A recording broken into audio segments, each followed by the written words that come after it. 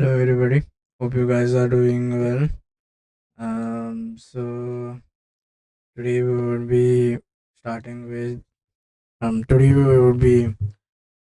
the OOP, and basically first I'll try to understand the object oriented paradigm. Remember, this is a general way, right? I mean, this is a programming paradigm, and we'll see how the what are the advantages of using this. There are other programming ways as well, right? You can do protocol oriented language as well, and then you have something called as functional programming, for example C or another language. Okay, so today we will start with objects, right? So now what is objects? Now objects is basically a bunch of data and some methods. So methods are nothing but functions that will be executed in the context of that data. Now, at the heart of OOP is basically objects, right? Now, in real world, you can say an object is like a car, a person, or a document, right? In an object-oriented language, an object is a bundle of state and behavior. So this is called as encapsulation.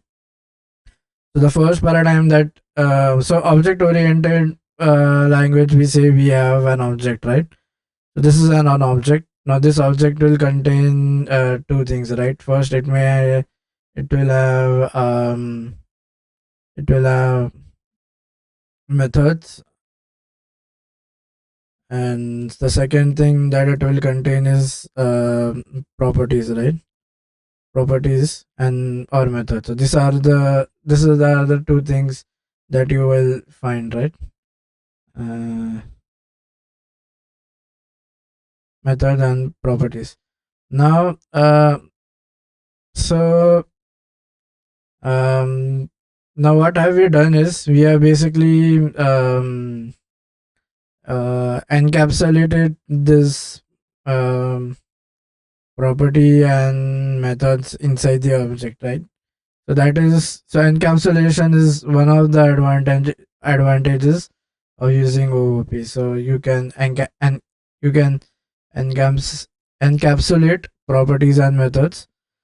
For example, now they are called as objects, right? So it is much like a real life situation, right?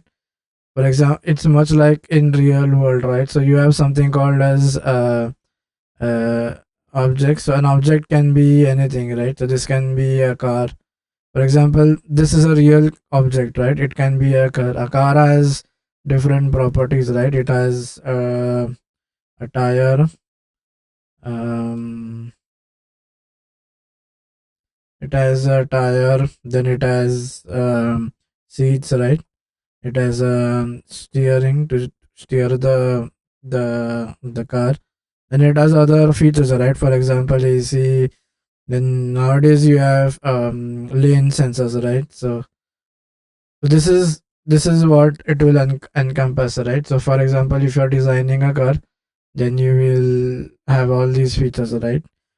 So basically what that is doing is we are kind of giving a blueprint, like what our object will contain, right? So this is basically giving a blueprint about the object.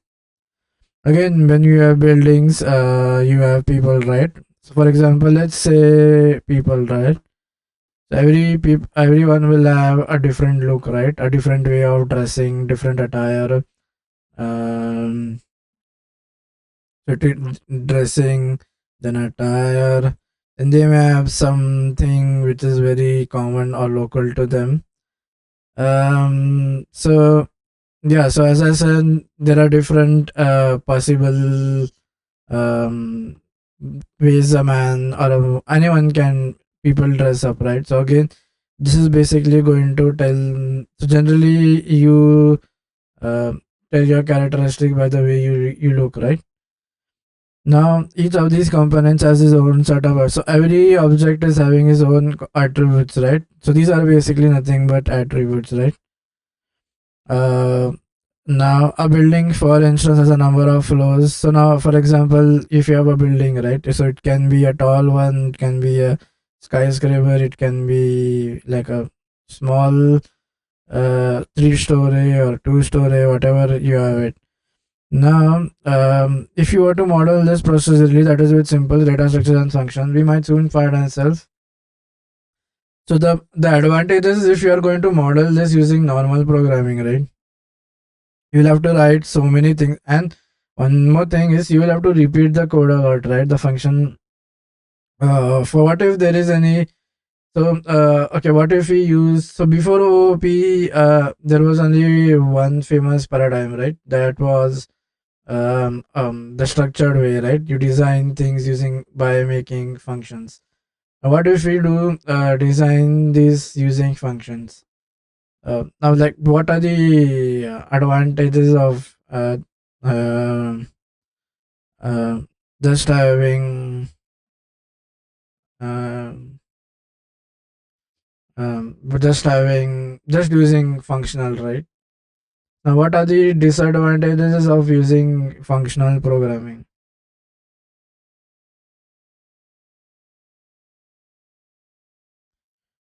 Now, first is, for each minute changes that we need. So there is nothing called as overriding, right? So, like, once you have declared a function, to mutate, to change anything, you'll have to look at the whole function, right? So if this is a function like this, if this is func1, this is already declared. If there is any changes in this, you will have to um, uh, you will have to um, um, yeah, you will have to like, change the entire code, right? I mean, there is no way you can override the functions, right? So you have to change it, see the entire code. um, Management of functions becomes difficult, right? So managing these functions kind of becomes difficult. So the first drawback or issue with only using functional programming is managing changes in function is difficult. Okay, now objects come to the resource. Objects come to this rescue, right? So what you can do is, now in object-oriented programming, we have something called as building cars and people, right? So like, what we can do is, we can model them as an object. The moment want to, so this object oriented language gives us that facility without writing or changing the code. You can like, without managing the original function, you can add additional changes, like you can add properties, you can add methods, you can add functions like color. So basically, maintaining and understanding the code becomes, and extending the code becomes very easy, right? Now, so there are two terminologies, right? One is basically object and instance. Now, when we say we have an object of a class, so these are basically used interchangeably, right? An object is nothing but an instance of a class. Now, but there is a subtle difference, right? So now, so when we come back to our programming, not to give this thing the memory, right? So the memory will be allocated the moment we create an instance, right? So the moment we create an instance of this object is when memory is going to be allotted to it. So this process of creating an instance is called as instantiation. Now, it is called as instantiation, and it is generally done by using the way to create an instance, or you will, in your code, you will be understand if you have created an instance or not when you see the new keyword, right? This basically is going to say if the instance was created or not. Okay.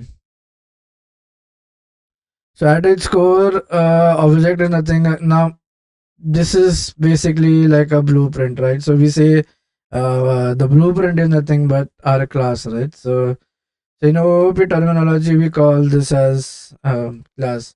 So which is this is nothing but the base blueprint, right? So when we create the actual object, based on this blueprint, we will be creating the actual instance here, right? So this is nothing but our blueprint. At its core, an object is an instance of what a class. You can think a class of a blueprint or a template that describes common properties and methods, and its objects will have.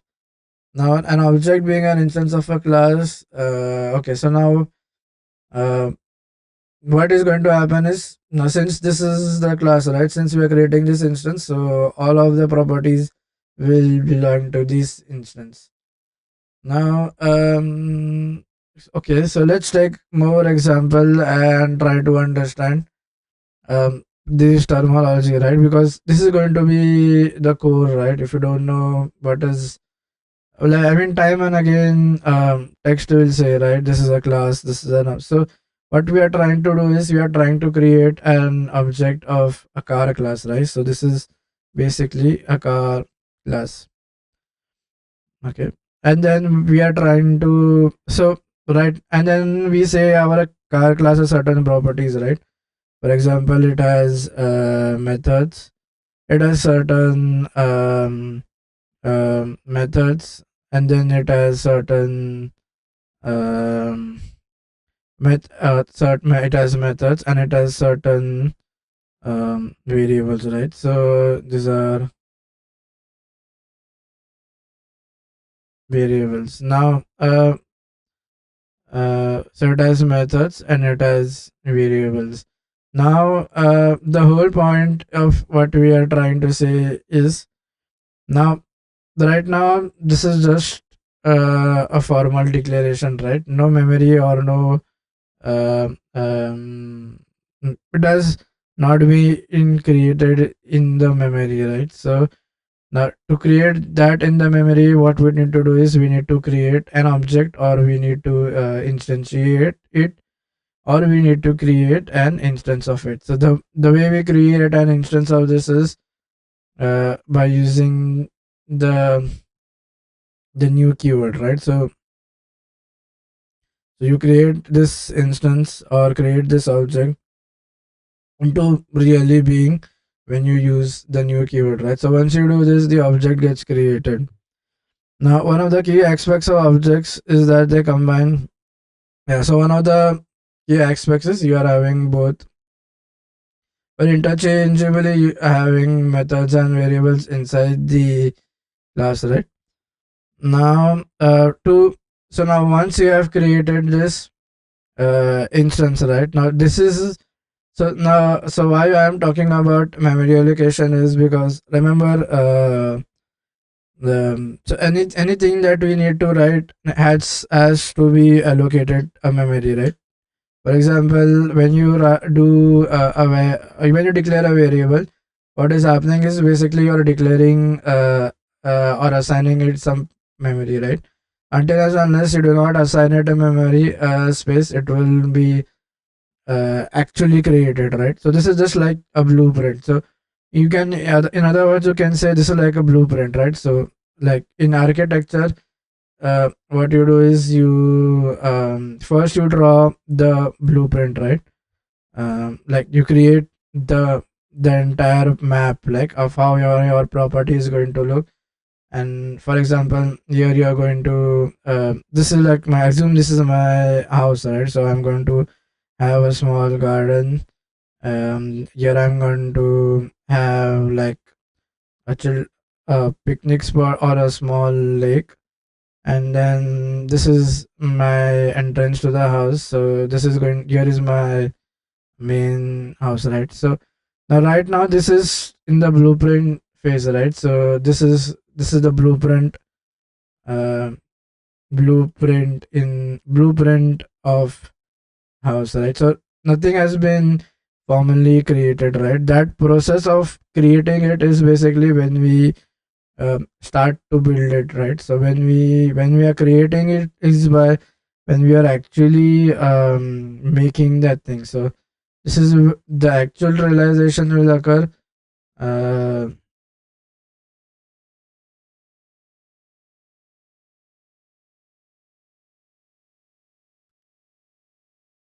when we start to build it, right?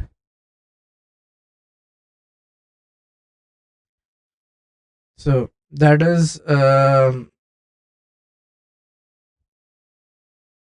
when we actually start with the construction, right? So that is when the actual realization or the will work. On similar lines, now in programming way language, this process of creating the actual instance of it is nothing but called as uh, um, this process is called as creating the instance, right? Or this is nothing but what we say as um, instantiation, or this is nothing but instantiation, or creating the actual object, or allocating memory, or creating an instance. So these terms are used interchangeably, right? So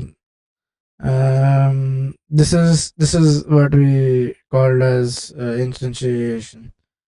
Now there is now okay now once we have an object, we can use it. Okay, so now suppose I have used the new keyword, right? So to access this behavior, we use the dot notation, right? So to access the behavior, or to access the um,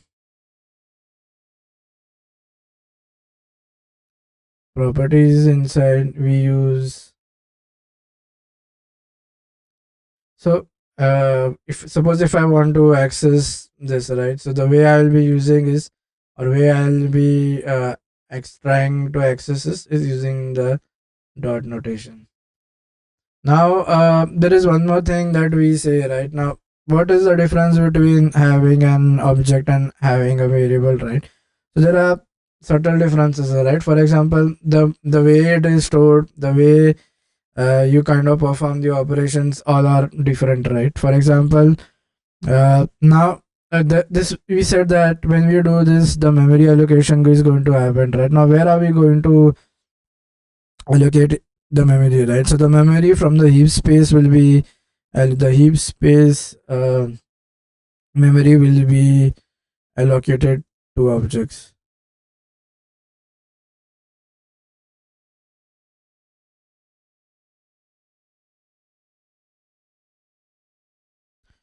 So basically, the heap space memory is going to get allocated to the objects.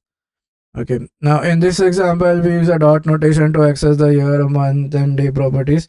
One of the key aspects of object is that they combine data and methods. This is fundamental concept of object-oriented programming. For instance, the datetime object not only stores the data, but it also has methods and allows. So, for example, um, yeah, you can access them as well. Right now, um, so suppose if you create a blueprint, right, and you define certain methods, like for example, let you say this is having a method, and then you have properties, right? Now there are certain rules on how and when you can instant or you can initialize them.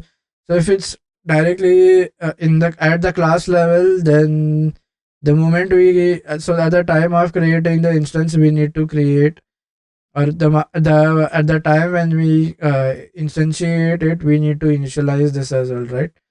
So instantiate or initialize this at the time of um,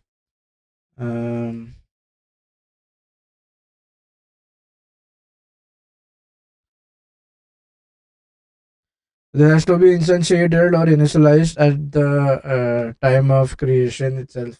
Now, how does this happen? What is a constructor? We'll see later on, but just remember, if it is directly at class level you need to initialize them. If we are trying to initialize them, it's not mandatory, but if you are initializing them, then they have to be done at the class level. That's at the time of instantiation as well. Okay. Now classes. Now what is class? Now class defines a data type, right? Now why are we using objects? Is another advantage is, remember, these methods and properties can be of the different data type, right? So what we are basically doing is we are trying to group all the methods and properties into a singular data type. So one more advantage, or you can think, is even though so we are going to group them, even though they are different types, we are going to group them, and all of them will be accessed based on what we have defined as a class, right? So um, now there are two way. Now we something come to as a prototype based language as well, right? There is something called as a prototype based language as well, and in that the objects are made from prototypes, right? You have something called as prototypes being taken care, and one of the or the like the most famous prototypical language is JavaScript, right? You follow prototype based inheritance over there, and then other a famous very language that is used in mobile development is Swift, right? It is also a strongly mobile strongly prototype oriented language, right? Now when we say prototype, right, although they are considered as objects, but then they are not the traditional class based object. They are something called as prototype based objects. So further, if you can classify object oriented language can be further classified into two types, right? Like, I mean, uh, certain languages will follow both, but then although, like, you will have in the newer versions of or something called in the newer versions you will have like a feature for object oriented, but then that language was never intended to be object oriented. And for example, JS is not, although we say it like it is heavily object oriented, but it kind of follows a prototype based objects, right? So objects can have be two things, right? One is class based. Now whenever we say class based, this is classical classical OOP, right? So the newer version of OOP is something called as prototypical based. That also is a type of object oriented language itself, but then it has some subtle differences. For example, the way memory is being allocated and the number of overhead that it has uh, is different, right? So this is a prototype based. Did I change the fonts or something? I guess I don't know. How did I change? I don't know, but looks like the font has changed. Is there a way? Oh no. Is there a way to change the font?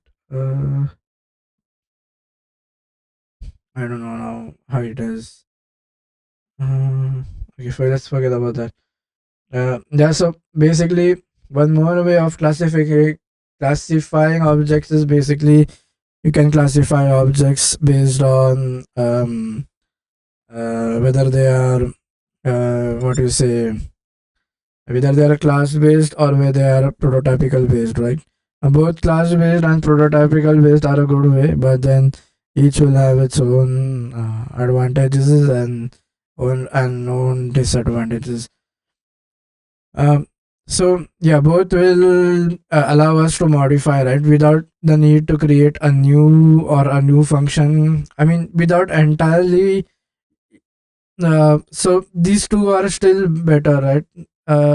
Because in classical function, if this is a functional programming language, right, you cannot modify the function until you modify the entire code, right? So you need to check or run the entire code if there is any dependency that is getting affected. The only advantage is this class based language. You can modify, make changes, add them irrespective, and there is no need to change the original function. You can do some so this has some both have so object oriented language have some classical paradigms, right? For example, inheritance. So you can inherit and change the behavior as and how you want without changing the original function. Now class members. So now let us understand certain terminologies. So classes is basically what we said is the blueprint, right? And then what will this class contain? We said they will be it will have a lot of things, right? So it can have fields, then it can have methods, it can have constructors, then it can have properties, right? Now these are all basically termed as so this is inside the class, right? This is my so let's title this as this is a class, and all of these are members of the class, right? So if you say okay, these are nothing but called as the members of the class. Now the members can either be so called instance members or they can be static members, right? Now there are two types of so everything will have a different thing, right? For example, let us define a data type called a shape, right? Now that shape can have different things, right? It can have its state, it can have the overview. We can say that we define the members of a state.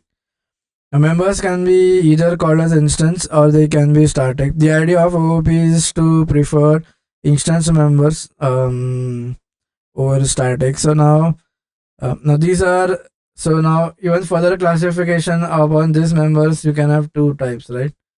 Now either they will be instance. So either you have an instance or you have something called as now this is a object oriented paradigm, right? Remember, even prototypes will have something called as because prototypical object oriented is also a type or a subtype, so you will have there as well, right? Either you can have like instance or you can have static members. Members, okay. Now the way the idea of OOP is to prefer. So what are we going to prefer? We are going to prefer instance over static, right? We'll see why and how we are going to why do we prefer the one and why do not prefer the latter. The class versus object. Now to understand between classes and objects, think of difference between the notion of a number and a particular number, right? Okay, so class is like a generalized term, and an object is when you specify that, or when you give it a name, right? For example, now what he's trying to say is, yeah, set of so class is nothing a generalized way of saying that we have a class, right? This is more sort of a generalized term or a generalized manner of declaring a class. So this is a generalized way.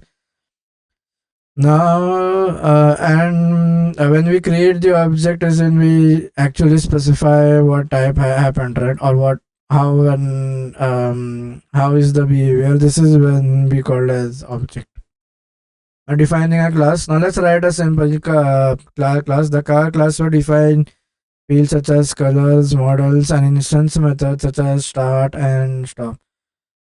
So basically, whenever it is a class level method, we say that it is a instance, right? Because these all are going to okay. Like these all methods and variables will be created the moment we create the object or the instance, right? So these are at instance level right now.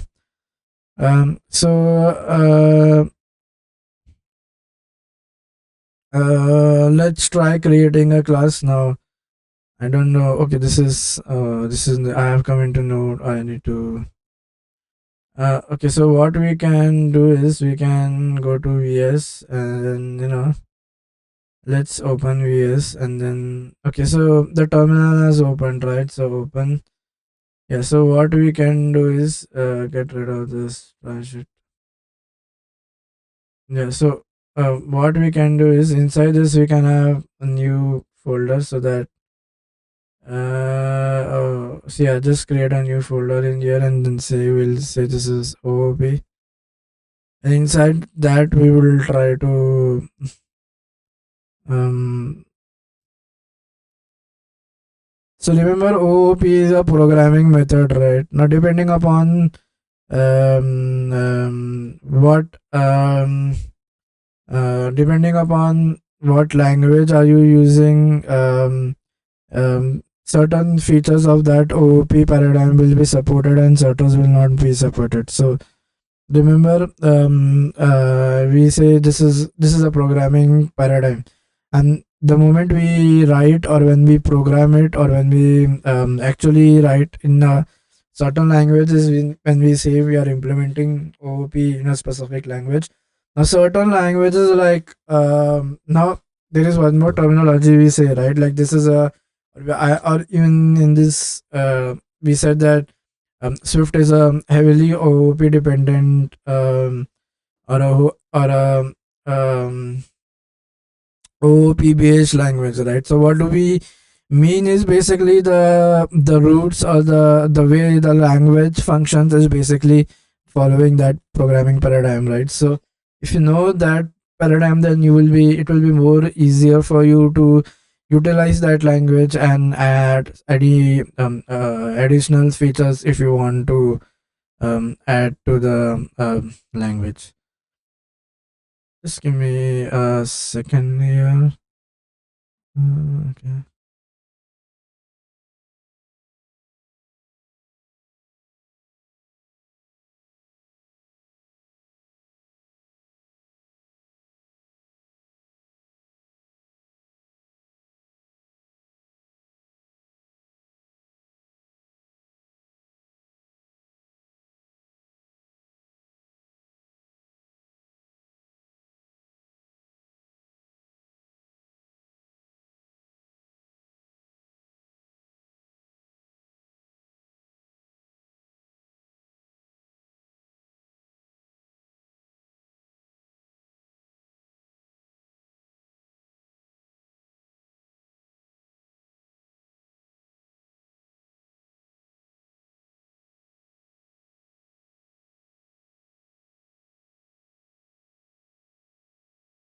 Okay, perfect. So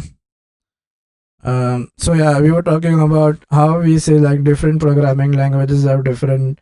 We say that sometimes we say every language has.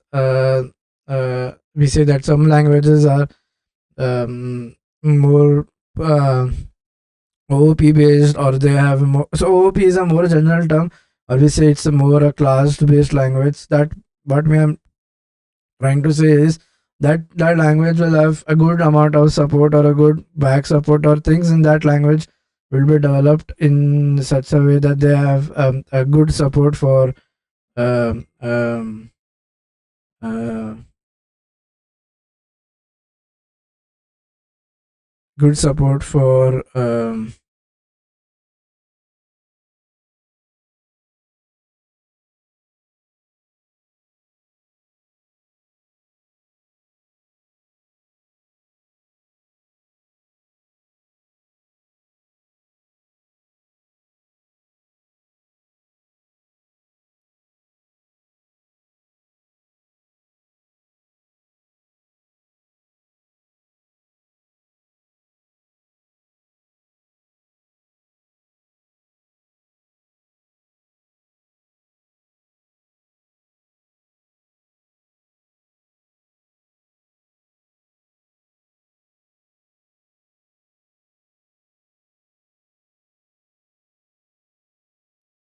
it will have a good support for that programming object oriented programming paradigm. Now um, um,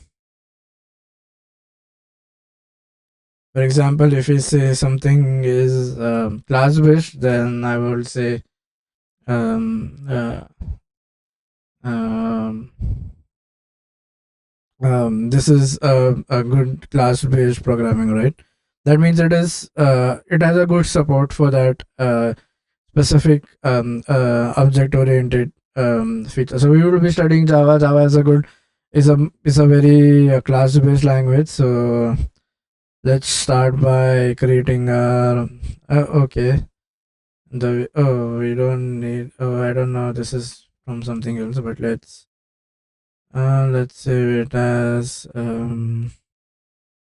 class dot. Remember, all Java files need to be. So then we need to have the main function, right? So I can then say public static void main void outcome. So first is basically, I guess what is going to happen. I guess now I need to rename it to something like test.java. And then you have a test class in use, and then inside we kind of have our public. Uh,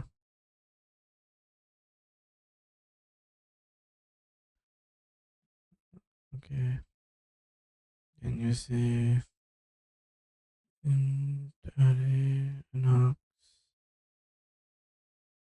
So this is a very generalized structure. I'm getting some public. So this has to be like this is how we need. Mhm.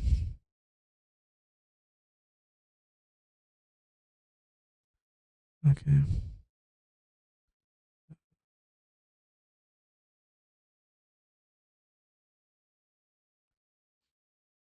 Mm.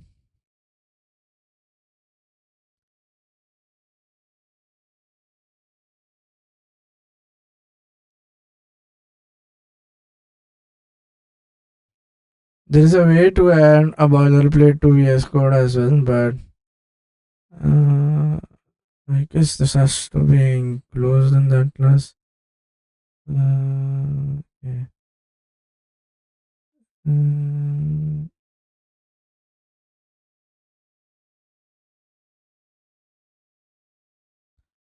I have it already. Oh, that's already installed. See. Yeah. Okay. So, uh, and then this string array is not int array. I forgot. This is string array. So I'm going to declare that array, and then this is generally the boilerplate code. Now, even the main is considered to be a function of this class, right? So you can see that this is a heavily object oriented dependent, really object dependent language. Oh yeah, yeah. Okay, so now see, this is the JRE and everything, right? You have other reference libraries as well if you want to add anything here. So this is the runtime, right? You have this. The runtime is what it's going to run, right? So this is a cool way where it shows what all you have. Oh, you have the Java. You have so many things. Oh, the runtime itself. You have this library as well, JavaScript. Okay, so we'll see that thing later on when we. So this is our first class, right? Now, um, let's try to decode it. I mean, okay, let's try to understand. Now, we don't create an instance of this class. It is done. So, uh, okay. Let's see over here. So this is our first code that we saw, right? This is the boilerplate code, or uh, let's expand it. Let's get rid of this. rid of this, get rid of this.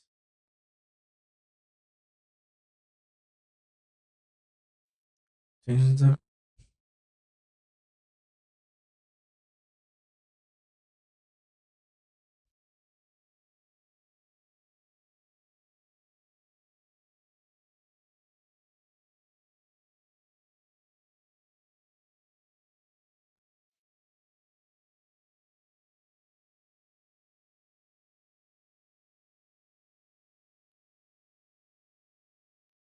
Now,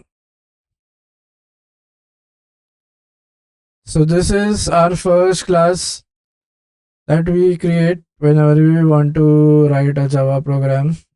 So this is my. There are some caveat or um, uh, some interesting point that we need to this first class as now. Okay, so let's get to my pencil. Oh, it's still not. Let's have the small one. Yeah, so this is the first class that is going to be created. So now since now this is now from here itself you'll realize that Java is a very heavy class based programming language, right? So you have already, so this is the first class that we are going to create is our test.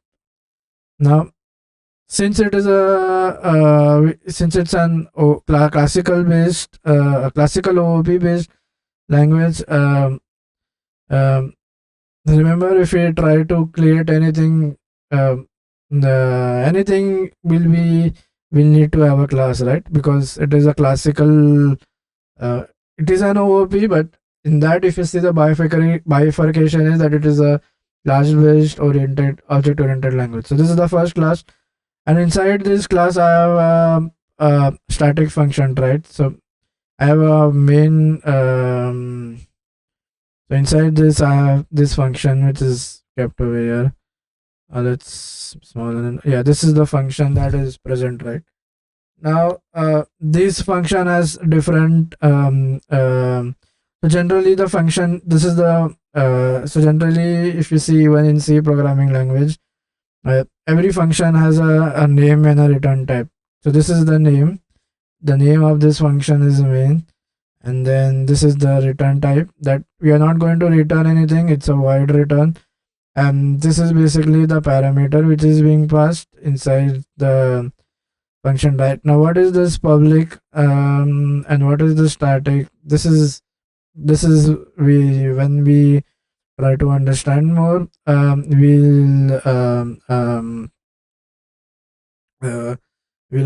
we'll see why we have made that as static and why it's public. Now there is one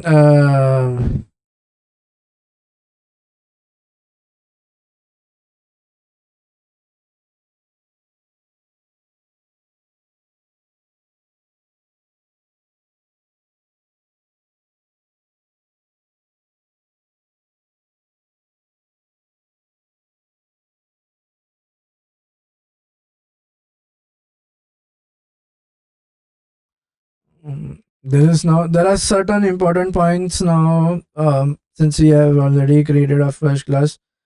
um let's see, I mean,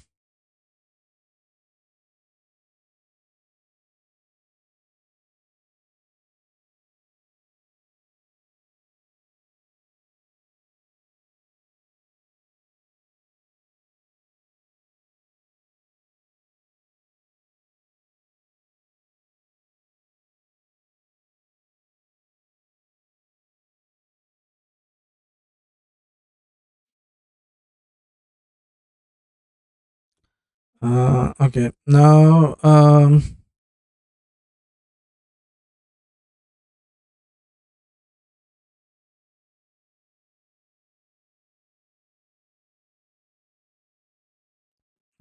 okay, so um now what if I have some other class being present? So say I say my friend. Oh, is this still going to work? See, the moment I change this class name, I might run into problems. Okay, let's try. Let's clear this. Let's. So this is the test dot java, and let's do it. Compile. Command not found. Why is it not found? Oh, I need to. Okay, I need to move in there. So I have. No, I'm already in that. So uh,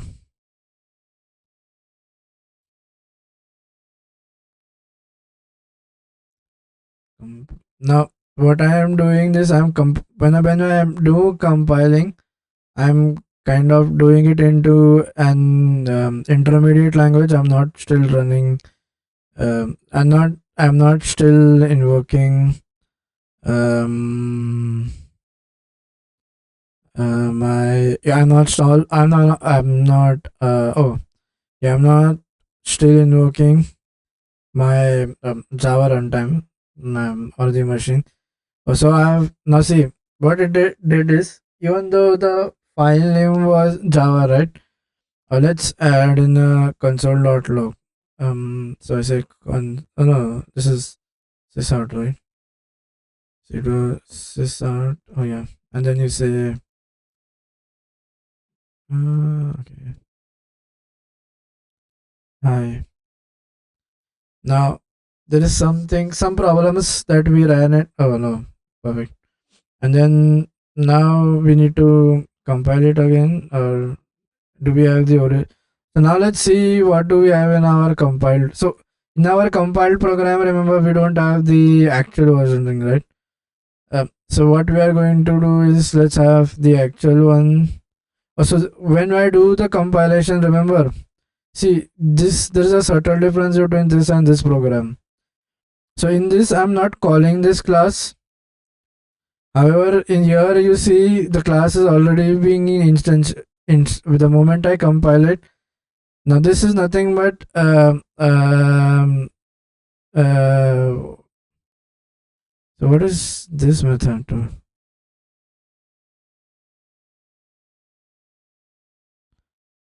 Just a method which is coming up when I compile it. Okay, so I can understand this where zero is something for my, I don't have any where args being here.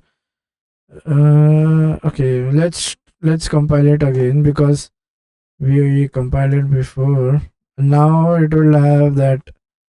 Uh, did I do it?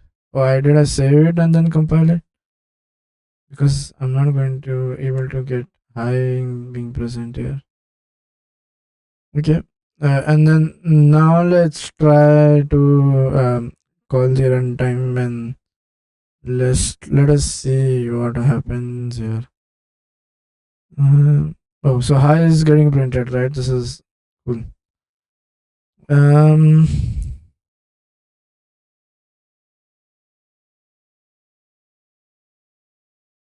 mm,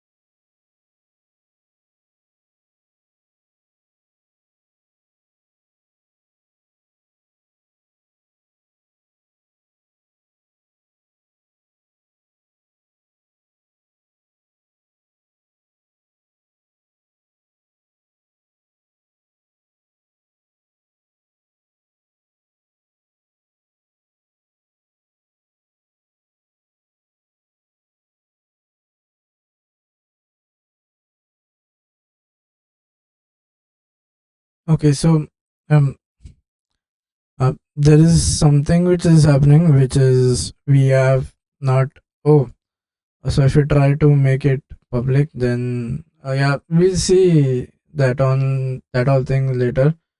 But um, so, but like, who is creating this instance? It's the Java C being which is calling this instance. Like, we are not responsible to create the instance, right?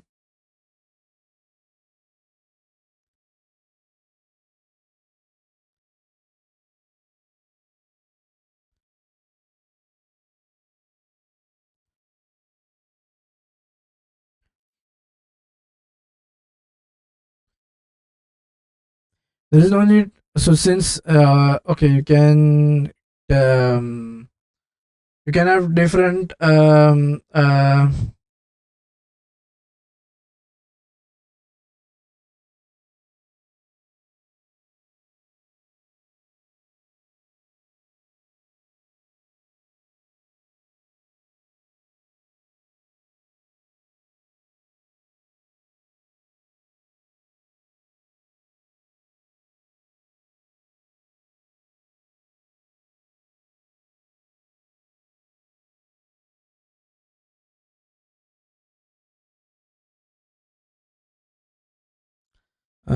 okay.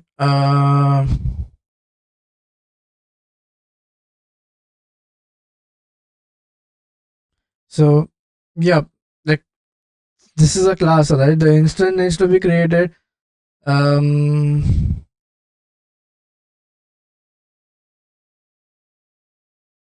but this the function is accessible even though we don't create the instance, right? Because it has some additional properties, or you can say additional modifiers being attached to it. So this is called as static, right? You have attached this static, and then you have said that this function is also public in nature. So we'll see why do we need to do that. And um, now there are certain rules in which you define a class. I mean, these are not rules, like this is basically making programming syntax more generalized, right? So if someone other also uh, accesses your code or tries to use the code, um, he can easily distinguish between the different things that have, right?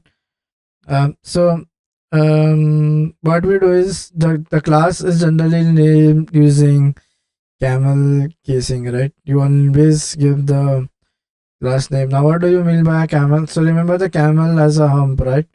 So why it's a camel case? Because suppose if you have two words, right? The starting of both the both the words will be capital in case, and then the remaining will be a smaller in case. These are just like nuances to further when you write a production ready code, right? I mean, and or when you do normal coding, right? uh, these are special things, right? Although there is no strict rule being implemented, but we need to distinguish that, this is a class and it's not a normal variable or any other thing. So for that reason only we kind of use camel casing. Now if you see a camel, you see why it's a camel case. I mean, it's very simple, right? This is the camel. Oh no, so like this is the body of the camel, right? And then it has a hump, right? So this hump is basically representing these capital letters, right? So it is flat until you have and then you have the neck, right? So that is why we say that use camel casing. And also give this name should be an identification of what we are trying to achieve, right? Give useful, again, even that's the same concept, right? Whenever you declare a variable or something, you intend it to make the name in such a way so that it's more what do you say, something which is sensible. Don't have a class name like class A, class B, class B. I mean, that does not indicate, right, what that class might contain. The person might have to go through all the code to get an overview of what is happening. That is not a very good way of programming, although code will work, because anyway these are, as I mentioned, right, there is no set rule for how the naming should be. Okay, so and okay, let's okay, so the body of the class will always be in curly braces, right? So this is one thing I forgot to mention. Okay, so if you see here, these curly braces, oh no, this is now messed up. Let's erase it. No, the wrong thing is getting erased. Okay, so the one thing that I wanted to mention is classes are always mentioned in curly braces. By what I mean to say is, now this is this squiggly curly line is going to indicate the start and end of a class. So have that in mind, and it's much like writing a function though, but functions do not have that OOP feature. Like, but although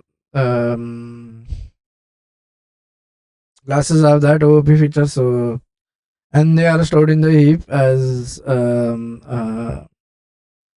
uh, as I mentioned. But let us see what is the advantage of storing in a heap, right? Remember, um, why do we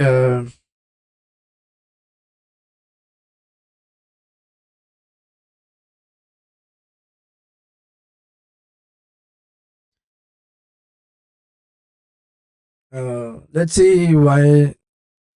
What is the biggest advantage that we get?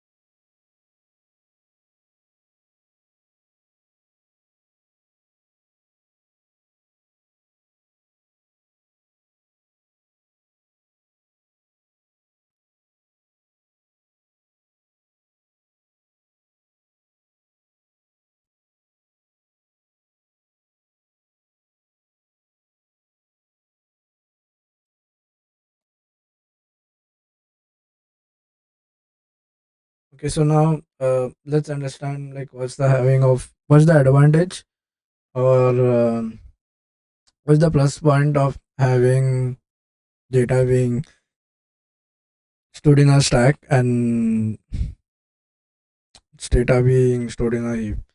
Okay, so in mostly all languages, so you have, this is the memory. Now, whenever we talk about the memory, this is the local execution context, right? Remember, there is no physical separation of the memory. It is this is something virtually. We are talking about the virtual memory right here, and this is not physically which is going to happen. So in reality, you will not be able to experience this, but this is what is going to happen behind the scenes, right? So you divide this memory into two parts. So the first part you call it as a first part, you say this is a stack, and then the second part is basically where you say heap, right? Most languages have this property of dividing their memory. So whenever this memory we are talking about, this memory is a virtual memory, right? There's no physic. I mean, this is the reason where we said that we do segmentation, right? Remember, in previous things we learned that. Okay, so now let's understand what this stack and heap are. So the way so any processor, if you see, so this is processor. So this is the processor, right? So remember, um, uh, the address bus is the one that is responsible for accessing the memory, right? So you need the address, right? Without the address, there's nothing which can be done. So this address bus is generally not a byte compatible number, right? This is not a byte compatible. It is designed so that this is not a byte compatible. That means if you have so like in if you have a 20-bit address bus, remember byte compatibility is either 8 or 16, right? In both versions, what we are doing is we are actually wasting some memory, right? So what we do is yeah, here you are wasting 12, like 12 12 bits, and here you are wasting so this is 2 bytes, this is 4 bytes. So yeah, so remember 12 bits are getting wasted, or in other words you are wasting 1 byte, right? And here we are again we are wasting 4. So there is a lot of wastage that happens here, right? I mean, if this is a 16, no, if this is an 8. Oh yeah, yeah, there is a lot of wastage which is happening here, right?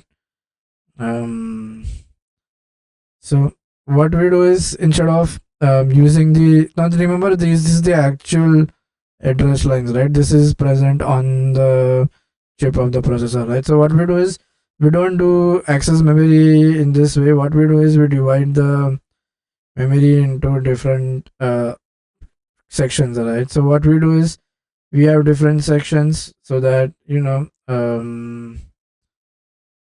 so we have different sections, we say, for memory to be stored.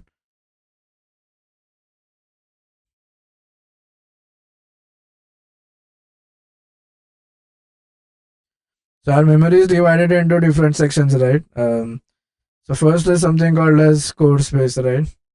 So this is not physically happening on the chip. This is we don't want any wastage to happen, right? So we kind of divide memory into, the first is nothing but as the code space, where you have the code written in. So all your code will be written here. Then you have a stack space. Then you have something called as a heap space. So and then you have remaining other space. So remember, the stack will grow from here towards here. The heap can also grow here in this way. The no, no, remember, stack will grow upwards. It is so because stack is this way, right? I mean, on top elements are done. So this growth is going to happen on the upward direction. The code will go down, but then we don't want the it will grow in downward region. Now this is one reason of having. So what we do is this: the starting address of all this is going to be what do you say, a byte compatible number, and then you have something called as an offset address. So this process is nothing but what we call as memory segmentation. Um, this process is nothing but called as memory segmentation. So yeah, so in most languages we kind of use the same logic, and what we do is we kind of segment our memory into different regions. So this is right now we are talking about the stack. Remember, this is a virtual concept, right? This does not happen. Like this is a way of representing the memory. However, the in physical it is going to be one single chip, right? But then we do it this way. Like we kind of say that we have different sections to it. So on similar lines, we have different sections here available as, right, stack and heap. Now, drawback of stack is it's limited in size. First of all, what the way it is defined is it is defined like a stack data structure.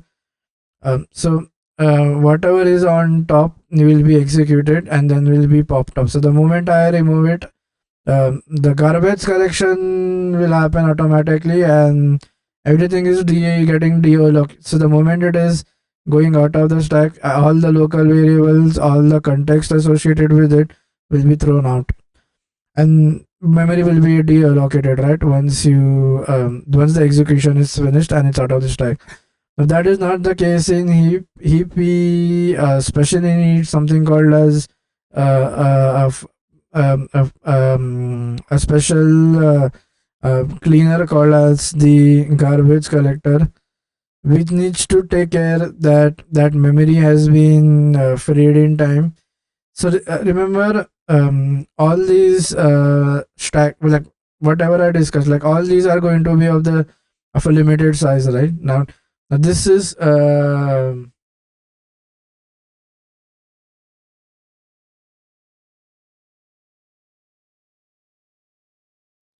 So this stack creation is done, or this code segment creation is done when the processor when you are making it like ready to be like this all. So what I was trying to say is all this is limited in size, right? This is all fixed in size.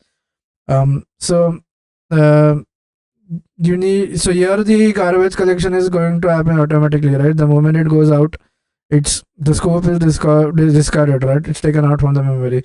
But in heap, remember we need a special utility thing that kind of does this reallocation in garbage collector, right? So the moment you see you have an additional feature, you are going to have an overhead, right? The garbage collector will always need to keep a track. So storing data in heap kind of has that overhead. um, Stack is yeah, the memory management is automatic, right? It does not have an GC. It is the moment that is taken out of the stack, it is garbage collected.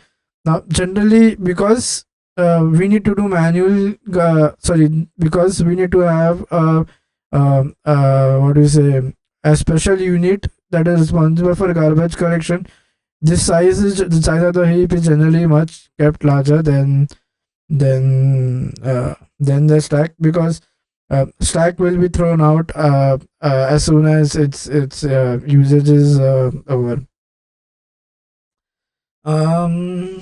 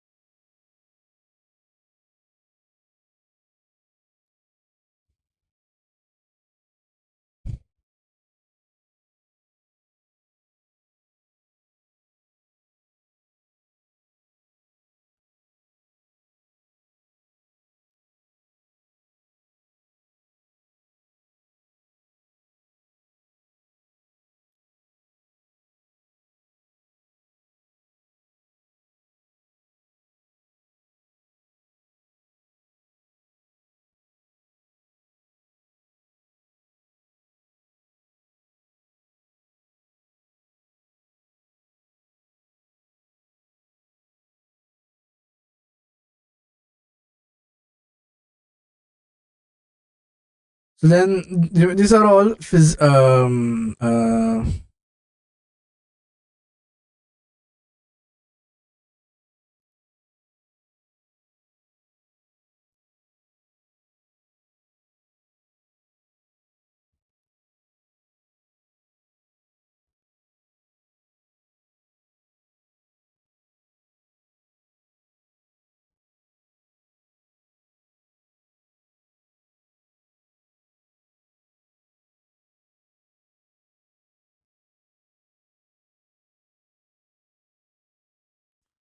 now so the thing that I was talking about, like this is something that is done at the processor level. This is called as up. So we said about the processor, right? So this is the idea of segmentation is the same, like why we have that segmentation. um, but this is something called as a processor level a segmentation being done, and this is something done by the JVM, right? Remember, JVM is the person responsible for having that machine code being generated. So, and processor is the one who is going to run this machine code. So this is all. This memory model is something that is done by the JVM. Uh, Now, since it is kind of a virtual, in some sense, this is also processing that information, right? So Hence you are kind of performing that segmentation because it's the JVM that is going to interpret this thing, right? So you can say the JVM is in like, although the processor is going to do the processing, but in some aspect you can say it like in a general term that the JVM is responsible for that machine code processing. So hence it has like a similar architecture like how you have in a processor. Um, so yeah, the advantage of having data stored in EEP is, first is you need it has a little bit more amount of memory being allocated, and as compared to stack. Remember the stack was designed to like what the main objective of having a stack was to uh, uh, like was to provide a easier access, and we anything that comes into the stack, we know that it will not be present for a very long amount of time. So hence we have uh, a stack and then a heap.